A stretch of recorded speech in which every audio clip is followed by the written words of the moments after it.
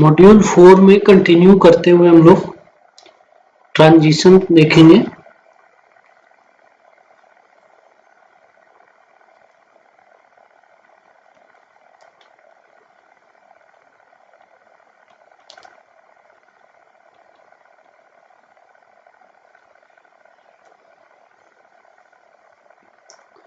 Transition में क्या है कि जब किसी चैनल में फ्लो होता है और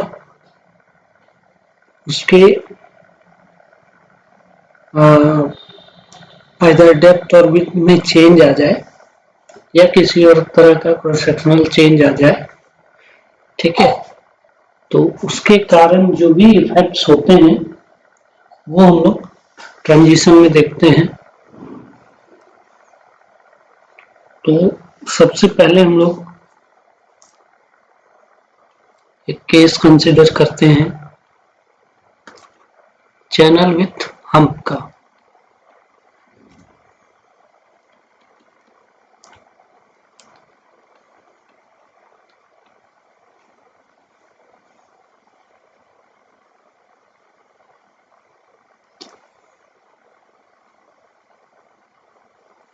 एक हम लोग हॉरिजॉन्टल फ्रिक्शनलेस चैनल कंसीडर करते हैं, ठीक है।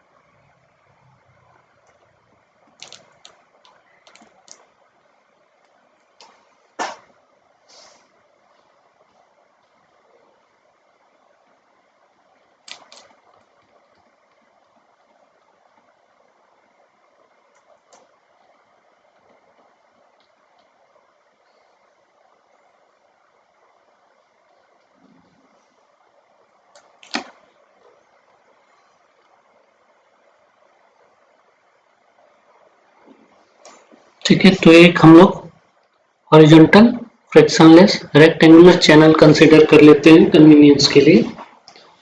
ओके, मान लेते हैं इसकी विड्थ जो है वो क्या है, b है। ओके,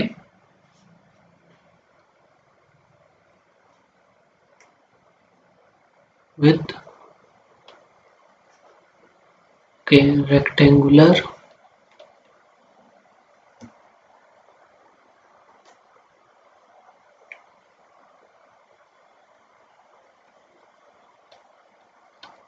हॉरिजॉन्टल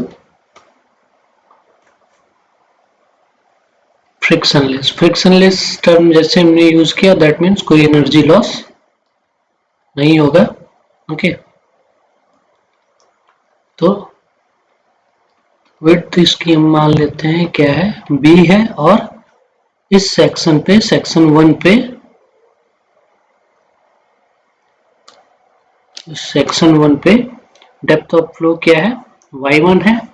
ठीक है, तो हम एक बार पहले सब क्रिटिकल केस कंसीडर कर लेते हैं। ओके, फ्लो मान लेते हैं हम लोग क्या, सब क्रिटिकल है।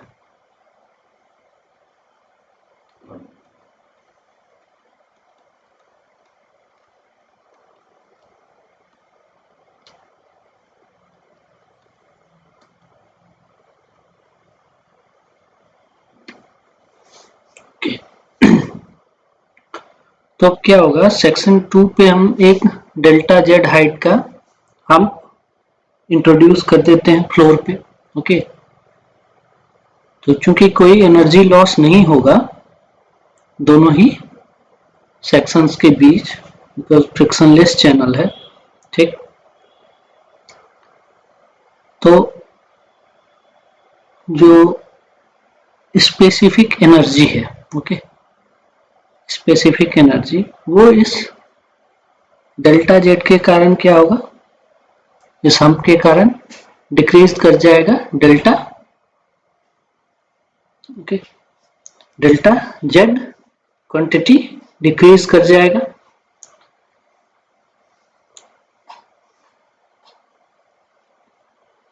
ओके, तो स्पेसिफिक एनर्जी, टोटल एनर्जी में कोई लॉस नहीं हो रहा है, ओके, बिकॉज फ्रिक्शनलेस चैनल है। स्पेसिफिक एनर्जी एट सेक्शन 1 अगर हम कहें तो कितना, E1 से डिनोट कर दें तो Y1 plus V1 square by 2G, और सेक्शन 2 पे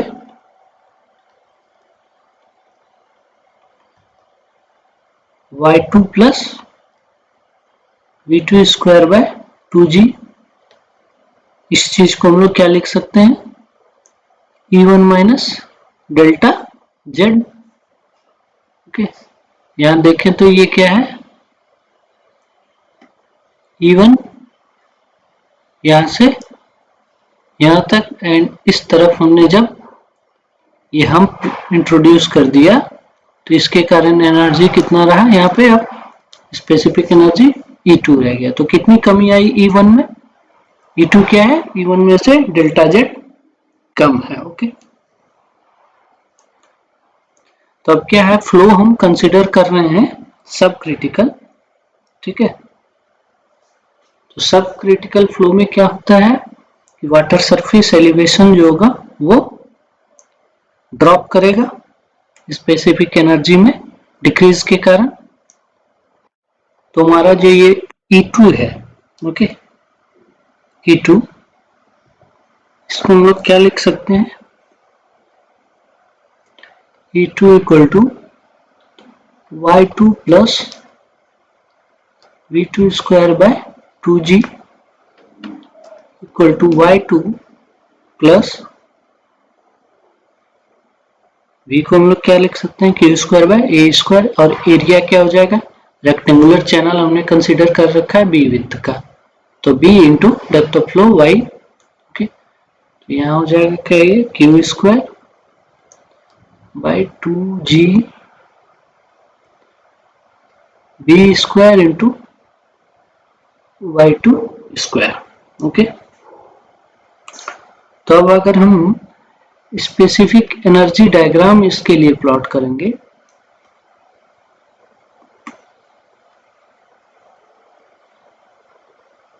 जो कि कुछ ऐसा होता है, ऑलरेडी स्पेसिफिक एनर्जी डायग्राम देख चुके हैं किस तरह से बनता है, ठीक है। तो इस तरह का बनता है, डिस्चार्ज कांस्टेंट, ओके,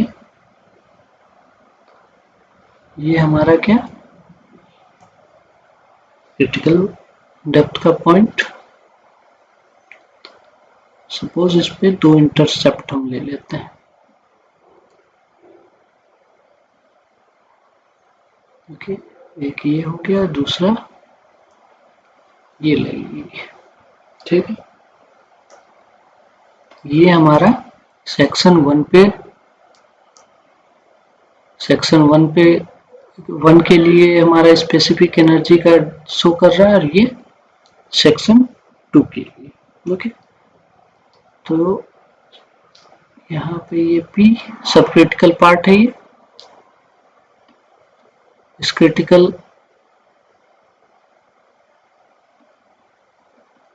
इसके ऊपर जो भी होगा वो सब क्रिटिकल होगा।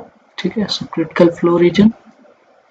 तो ये P एंड तो इसको मार्क कर देते हैं हम लोग R से। तो एक चीज हम लोग क्या देख रहे हैं कि सेक्शन 1 से जब हम सेक्शन 2 की तरफ मूव करते हैं तो ये हमारा क्या डेप्थ ऑफ फ्लो जो होता है, ये y1 है एंड ये y2। ओके, ये तुम्हारे yc को डिनोट करता है क्रिटिकल डेप्थ को। ओके, तो हम लोग इस स्पेसिफिक एनर्जी डायग्राम को पहले पूरा ड्रॉ कर लें। यहाँ तक एनर्जी ये E2, ठीक है, ये एनर्जी E1, E1 में से कितना घटा हुआ था, E2 कितना है, E1 में से डेल्टा Z कम है। ओके, यहाँ ये इस तरफ डिक्रीज होगा। इस क्रिटिकल रीजन को देखें हम लोग, तो क्रिटिकल रीजन में इस तरह से डेप्थ में चेंज इस तरह से होगा। ओके, तो अगर हम अब इसको देखें इस स्पेसिफिक एनर्जी डायग्राम को, तो जैसे जैसे डेल्टा जेड की वैल्यू इंक्रीज की जाएगी, ठीक है, जैसे जैसे इस डेल्टा जेड की वैल्यू इंक्रीज की जाएगी, ओके, इंक्रीज मतलब इस तरफ बढ़ेंगे, वैसे वैसे क्या होगा, ये पॉइंट हमारा, ये सेक्शन इधर, ये डेप्थ जो होगा, ठीक है, वो क्या होता जाएगा, डिक्रीज करता जाएगा। ओके, y2 क्या होता जाएगा, डिक्रीज करता जाएगा। ठीक, ऐसे ही डिक्रीज करते करते एक पॉइंट आएगा जबकि मिनिमम डेप्थ जो होगा, ठीक है, वो कहाँ पहुंच जाएगा, इस क्रिटिकल डेप्थ पे। दोनों क्या होगा, कोइंसाइड कर जाएगा, यानी डेल्टा जेड को हम लोग इतना इंक्रीज कर देंगे कि एक टाइम आएगा जब उस सेक्शन 2 पे जो डेप्थ है वो क्या हो जाएगा, क्रिटिकल डेप्थ के इक्वल हो जाएगा। ओके, तो उस पॉइंट पे क्या होगा, ठीक, उस पॉइंट पे जो डेल्टा जेड है, ठीक है, वो क्या हो जाएगा, मैक्सिमम हो जाएगा। डेल्टा जेड क्या हो जाएगा, maximum, will be maximum when y2 coincides with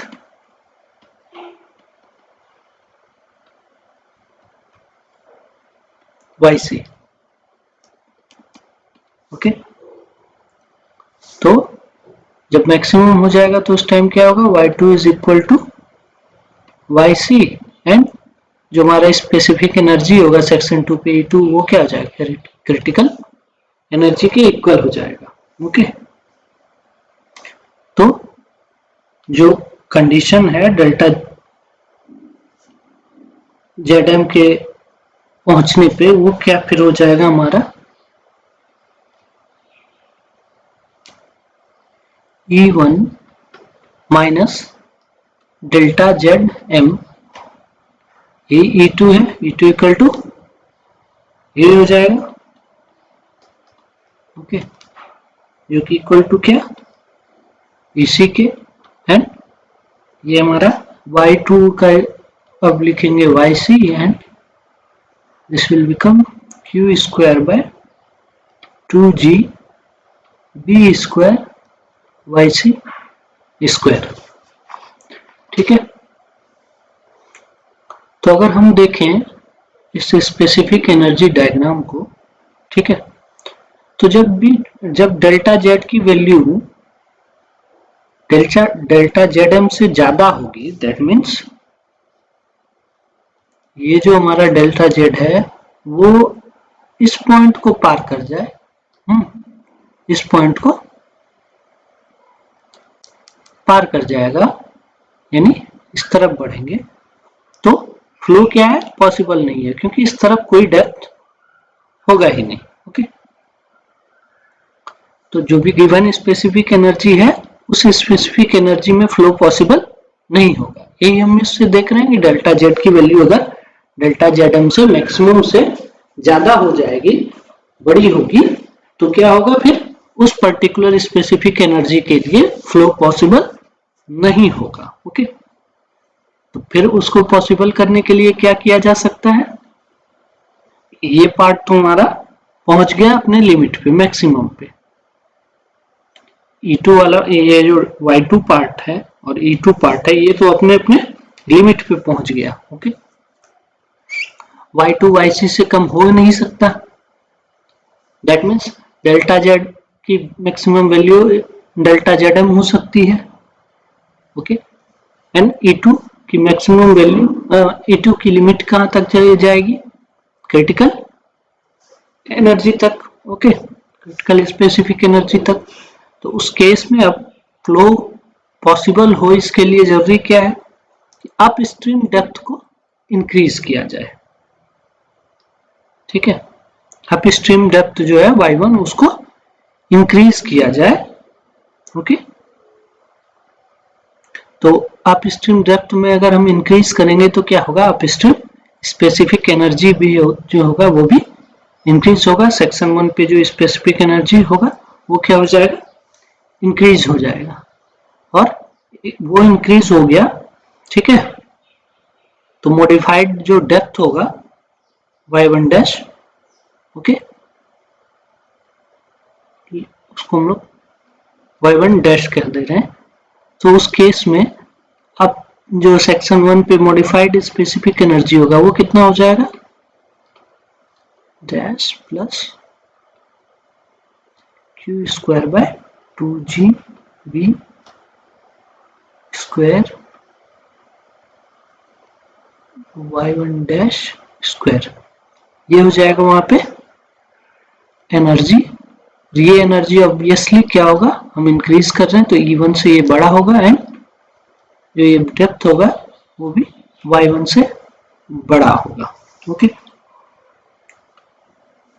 और जो सेक्शन 2 है, ठीक है, सेक्शन 2 पे फ्लो जो होगा वो क्या होगा, मिनिमम स्पेसिफिक एनर्जी के साथ चलता रहेगा, क्योंकि E क्रिटिकल स्पेसिफिक एनर्जी है जो है, जिसको कि हम लोग मिनिमम स्पेसिफिक एनर्जी भी कहते हैं, उससे कम में उस स्पेसिफिक एनर्जी पे फ्लो पॉसिबल ही नहीं है। ठीक है, तो वहां पे फ्लो किस पे चलता रहेगा, सेक्शन 2 पे मिनिमम स्पेसिफिक एनर्जी लेवल पे। Okay, that means critical condition पे। तो at section 2 flow will continue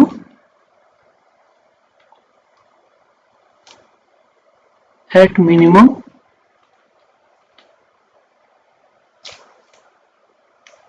specific energy level।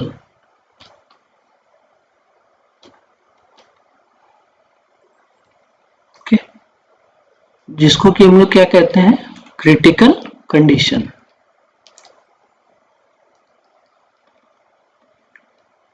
Critical condition में y2 इज इक्वल टू क्या हो जाएगा, yc, एंड देन ये हमारा अब एनर्जी जो है वो चेंज करके हम लोग E1 डैश कर चुके हैं, E1 dash minus delta Z is equal to E2 that will be equal to EC, which is again equal to YC plus Q square by 2GB square and YC square।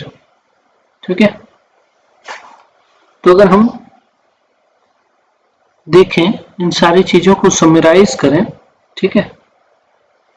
तो क्या होता है कि जब delta Z की value 0, okay, that means delta Z क्या है, delta Z increase किस डायरेक्शन में करता है, इस डायरेक्शन में, ओके, डेल्टा जेड इस डायरेक्शन में इंक्रीज करता है। कि डेल्टा जेड की वैल्यू जब 0, ये पॉइंट जहाँ पे ये बिगिन हुआ, यहां से डेल्टा जेड मैक्सिमम, ठीक है, ये पॉइंट इसके बीच है, अगर यहां और यहां के बीच रहता है, ठीक है, तो क्या होता है कि अप स्ट्रीम वाटर लेवल क्या होगा, बिल्कुल स्टेशनरी होगा, ओके, और डेप्थ ऑफ फ्लो जो होगा सेक्शन 2 पे, वो क्या होगा, डेल्टा जेड क्वांटिटी से डिक्रीज कर जाएगा, ठीक, और डिक्रीज होते होते, ठीक है, वो अपना मिनिमम तक कहाँ पहुंच सकता है, मिनिमम कब हो सकता है, जब delta Z equal to delta Z M हो जाए, ओके, डेल्टा जेड जो है वो इक्वल टू किसके हो जाए, डेल्टा जेड एम हो जाए। अब अगर हम उससे ज्यादा फिर डेल्टा जेड को इंक्रीज करना चाहें, ठीक, यानी डेल्टा जेड को इस पॉइंट के बियॉन्ड ले जाने का सोचें हम, इस पॉइंट के बियॉन्ड यानी इस तरफ अगर हम ले जाना चाहें डेल्टा जेड को, तो क्या होगा, फिर हमें इस पर्टिकुलर स्पेसिफिक एनर्जी के लिए, इस पर्टिकुलर स्पेसिफिक एनर्जी के लिए फिर फ्लो नहीं मिलेगा, ओके, फ्लो नहीं मिलेगा, नहीं पॉसिबल होगा इस पर्टिकुलर स्पेसिफिक एनर्जी के लिए, क्योंकि इस तरफ कोई डेप्थ हमें मिलेगा नहीं, तो y2 तो लिमिटेड हो जाएगा इसी क्रिटिकल तक, ठीक है। तो हमें फ्लो पॉसिबल कराने के लिए फिर क्या होगा कि अप स्ट्रीम में जो है सेक्शन 1 पे जो है वो y1 को हमें इंक्रीज करना पड़ेगा, ओके, जिससे कि स्पेसिफिक एनर्जी इंक्रीज हो और फिर सेक्शन 2 पे क्रिटिकल कंडीशंस में फ्लो पॉसिबल हो, ओके। तो अगर हम देखें, ठीक है,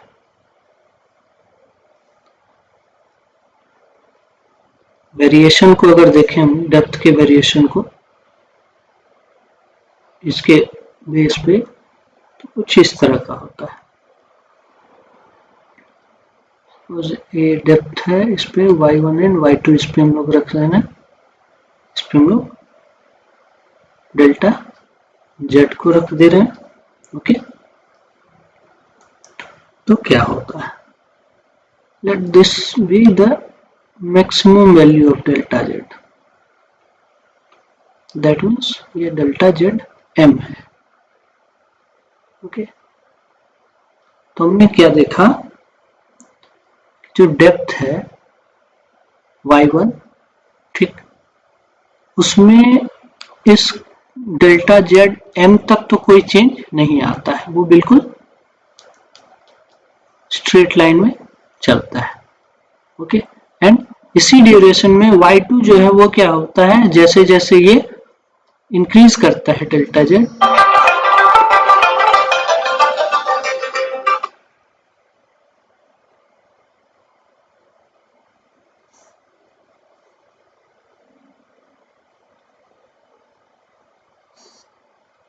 जैसे जैसे ये इंक्रीज करता है डेल्टा जेड एम, ओके, वैसे वैसे y2 में क्या होता है, चेंज आता जाता है, y2 क्या हो, डिक्रीज होता जाता है, ठीक। बट बियॉन्ड दिस पॉइंट, अगर इसके बाद अगर हम देखें कि अब डेल्टा जेड एम को हम और आगे ले जाना चाहते हैं, तब क्या होता है कि y1 को हमें इंक्रीज करना पड़ता है, ये जो होता है y2, ये फिर क्या होता है हमारा,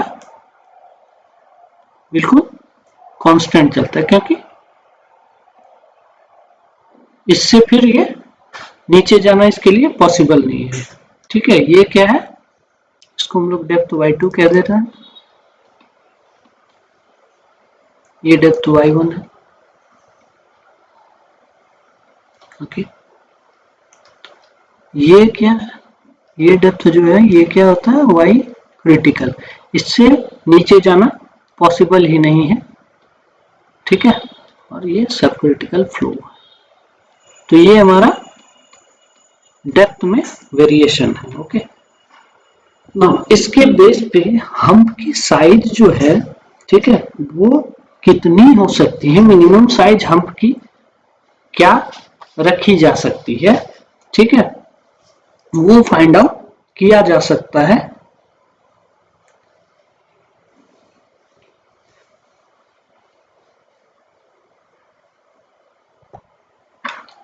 minimum size of hump.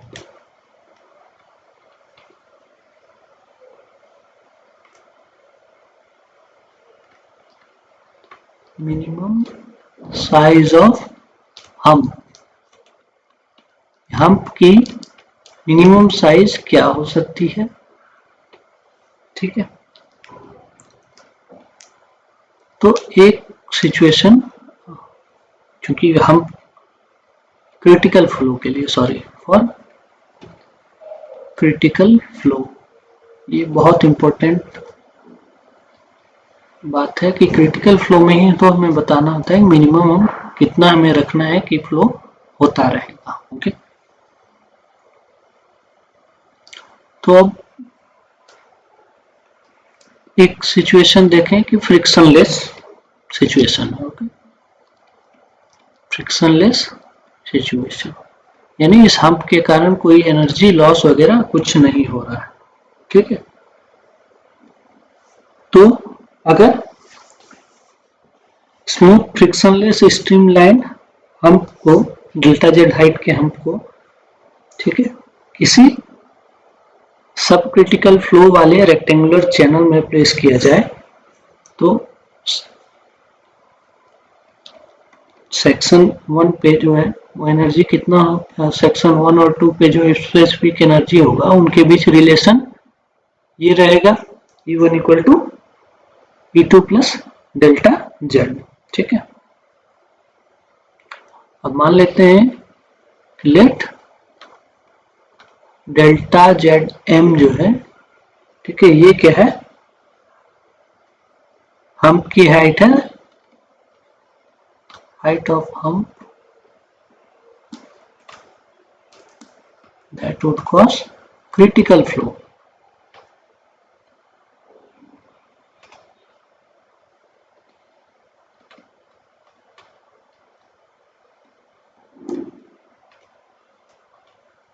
Without changing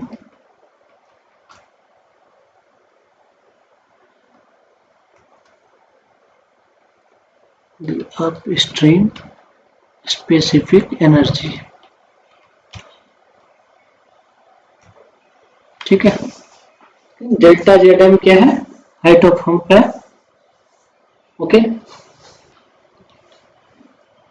जो कि रखा जा सकता है बिना अपस्ट्रीम स्पेसिफिक एनर्जी को चेंज किए हुए क्रिटिकल फ्लो कराने के लिए। ओके, नाउ आगे अगर हम देखें कि अब इस डेल्टा जेड की वैल्यू, ठीक है, अगर डेल्टा जेड एम से बड़ी हो, ठीक, तो क्या होगा कि क्रिटिकल फ्लो तो होगा हम्प के ऊपर, लेकिन जो अपस्ट्रीम स्पेसिफिक एनर्जी होगा, सेक्शन 1 पे जो अपस्ट्रीम स्पेसिफिक एनर्जी होगा वो क्या हो जाएगा, वो इंक्रीज करेगा, तभी ये पॉसिबल है। ओके, तो डेल्टा जेड एम क्या है, मिनिमम हाइट है हम्प की, ठीक है, जो कि क्रिटिकल फ्लो कॉज करा सकता है हम्प के ऊपर से। ओके, तो हम यहाँ पे क्या कह सकते हैं, delta Z, if delta Z equal to delta Z M, तो उस केस में क्या होता है, E2 इक्वल टू EC, और ये चीज हम ऑलरेडी जानते हैं, ये इक्वल टू 3/2 क्रिटिकल डेप्थ होता है। That means E1 equal to EC plus delta Z M, ये लिखे हम तो इसको हम लोग फिर क्या लिख सकते हैं मॉडिफाइड तरीके से, delta Z M equal to E1 minus EC। Okay, ठीक है।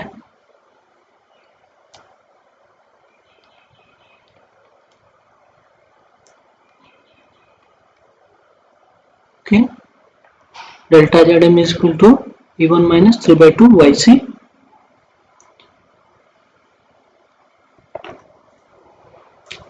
और दोनों साइड अगर y से हम डिवाइड कर दें तो delta Z M upon y1 is equal to E1 upon y1 minus 3/2 YC upon y1। Okay, तो ये हो जाएगा कि इसको अगर हम फिर सिंप्लीफाई कर दें तो ये बन जाता है 1 plus F1 square by 2 minus 3/2 Q square by G power 1/3 into 1/y1। Okay, delta Z M by y1 and इसको हम लोग फिर लिख सकते हैं क्या,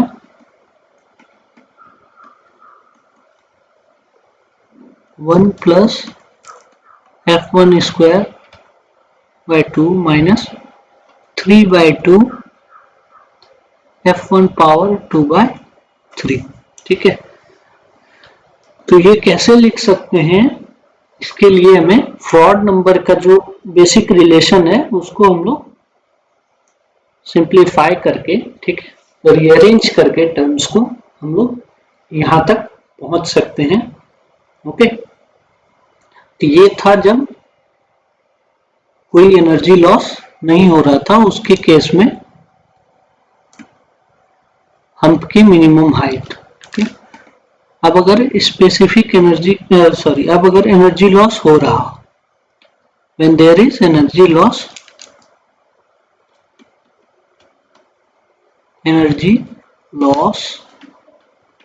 due to hump,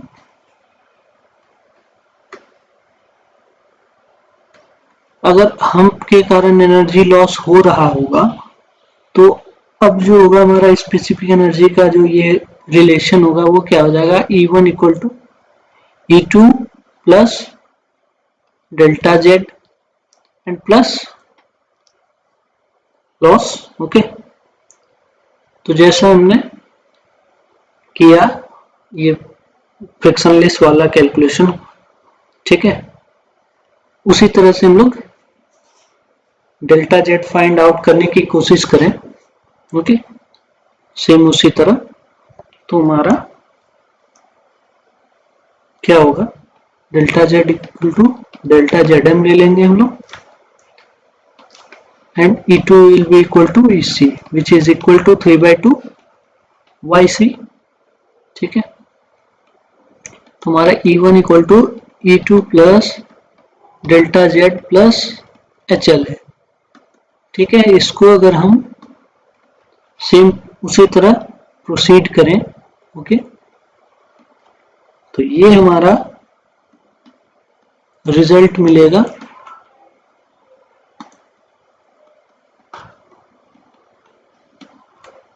3/2 F1 power 2/3। Okay, तो ये इन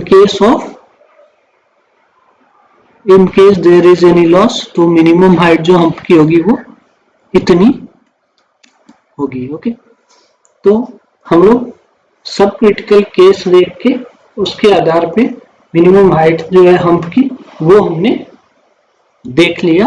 ओके,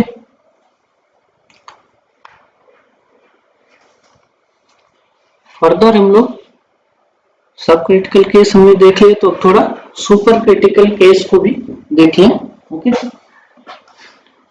तो सुपर क्रिटिकल केस बिल्कुल उसी तरह हम लोग सुपर क्रिटिकल केस के लिए हम लोग सेम स्पेसिफिक एनर्जी डायग्राम बना लेते हैं।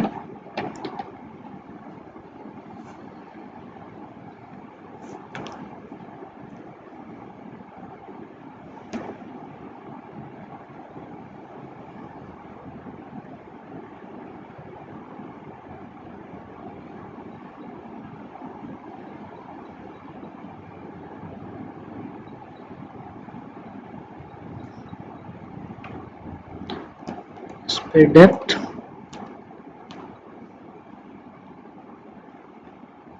ये हमने उस सब क्रिटिकल में P और R मार्क किया था, P डैश R डैश,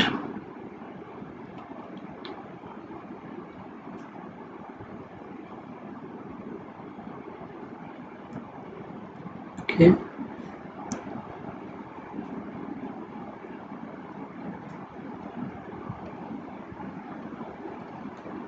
यहाँ से यहाँ तक E2, ये डेल्टा जेड, ये कंप्लीट E1 और ये हमारा delta Z M, okay.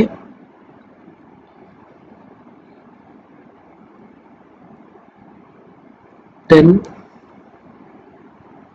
Critical point mark कर देते हैं, इस डेप्थ को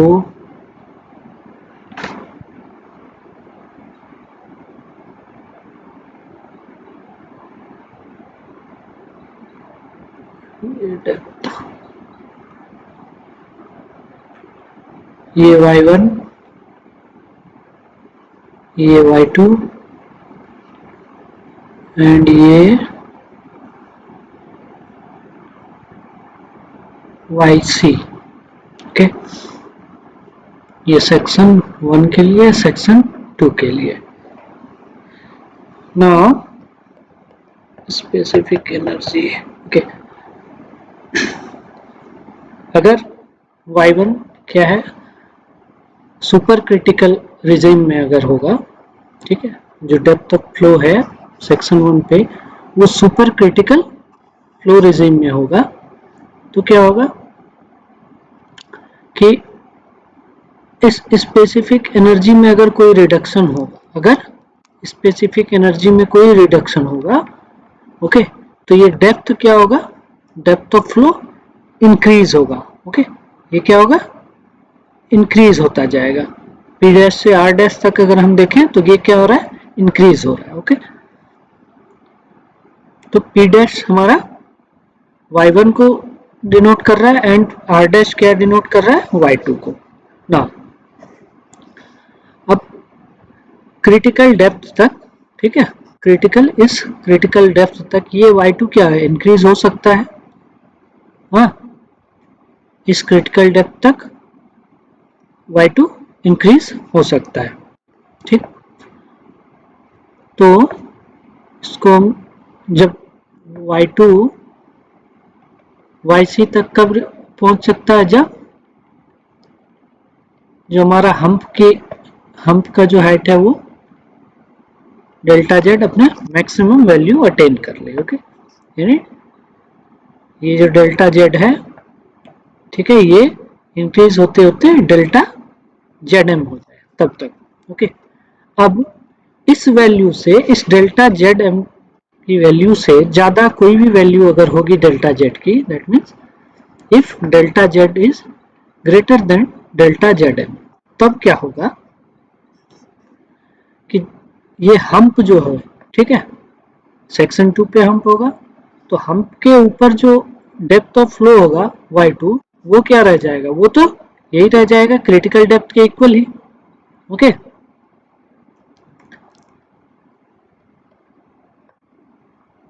for delta Z greater than delta zm, the depth of flow over hump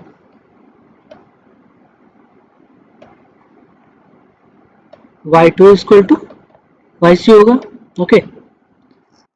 और ये क्या होगा, कांस्टेंट रहेगा, क्योंकि बियॉन्ड दिस फ्लो पॉसिबल नहीं है, इस रीजन में फ्लो पॉसिबल नहीं है, ठीक है। तो ये मैक्सिमम वैल्यू हो सकती है y2 की, ओके। इसके ऊपर अगर इसके बाद कोई y2 की वैल्यू ही नहीं होगी, ओके, तो इस रीजन में फ्लो पॉसिबल नहीं है, तो क्या होगा कि अप स्ट्रीम डेप्थ जो है y1 वो चेंज होगा।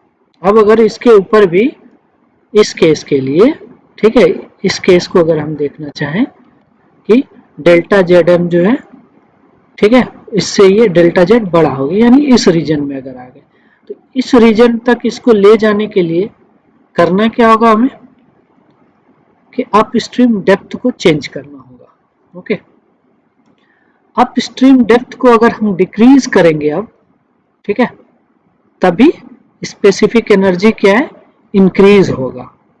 ओके, उसी केस में, ठीक, तो और तब जो है हमारा delta Z greater than delta Z M case में पॉसिबल हो पाएगा। ओके, क्योंकि ये चीज जो है इसके इस तरफ तो नहीं जा सकता, इसको इधर ही रहना है, तो इधर रहने के लिए क्या करना होगा, इसी को इस तरफ इंक्रीज करना पड़ेगा।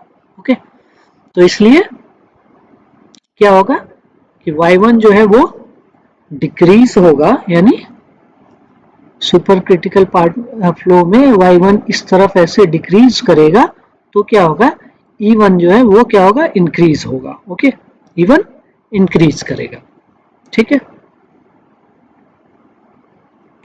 y1 will decrease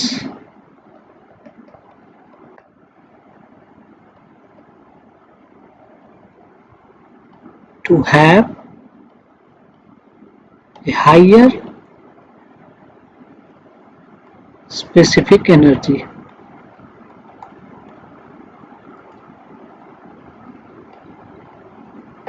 सपोज ये E1 डैश। ओके, तो इसके केस में अगर हम देखें वेरिएशन ऑफ डेप्थ, तो वो कैसा होगा, ठीक है, वो देखें जरा हम लोग। सपोज ये